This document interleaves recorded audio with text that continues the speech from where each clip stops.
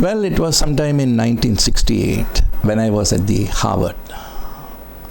JP had come there. He was on a tour sponsored by an American organization, the Quakers. No one recognized him. Sad. We Indians quickly forget someone of the stature of JP was a great freedom fighter. He gave up on being a deputy prime minister to Jawaharlal Nehru, and he had sacrificed everything for Sarvodaya. He was there with me for 3 days, and I was very impressed with him. He inspired me a lot, and he initiated me to politics. And finally, I quit the job. I was a professor of economics at the Harvard University. I quit the job. I moved to India. I was there with Sarvodaya for about 6 months. But at the end of 6 months, I found myself a misfit at Sarvodaya. I wrote a letter to JP. I told him that in India, nothing works without politics. Even social work needs politics. He was very angry, quite understandable. He was aghast at me, and he sent me a letter saying that he was totally disappointed with me, because what I said was in total negation of his life, his policies, his principles, his mission and vision. I wrote him a letter back. I wrote him a couple of letters, but he didn't respond. That again was understandable.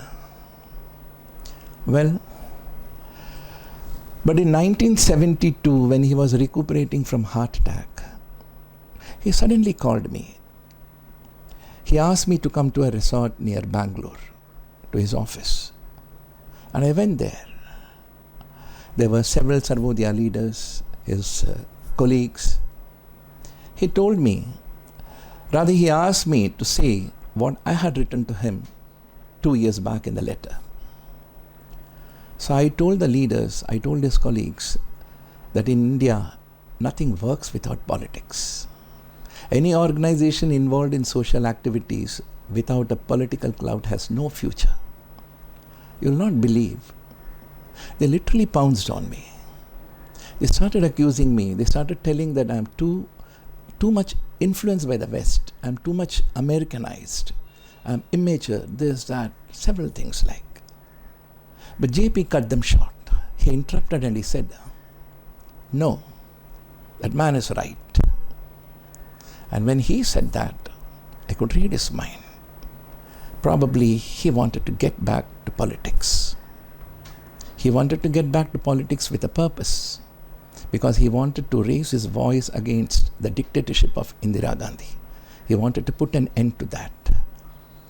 And so he wanted to get into politics, and I told him, continue with Sarvodaya, but join politics, do politics, but not as a politician. Don't hold any pose like Lord Krishna or our own great leaders like Mahatma Gandhi, Vittalbhai Patel, Subhash Chandra Bose. And then the Sarvodaya movement caught fire. It caught on. Indira Gandhi, she was intimidated. She was very edgy and nervous.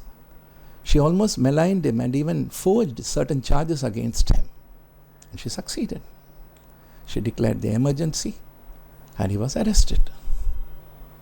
I still remember it was June 25, 1975, early morning around 4:30, I got an anonymous call from a policeman saying that JP was arrested and I was soon to be arrested. That was, my turn was next. But as advised by JP, I went underground. I was there for several months. I was declared as a proclaimed offender. And despite the best rewards offered to arrest me, Mrs. Gandhi's policemen, they did not succeed in arresting me. Well, after that, the emergency was declared. She lost the elections, and then the Janata Party was formed. And my political career began as a president of the Janata Party. That's it.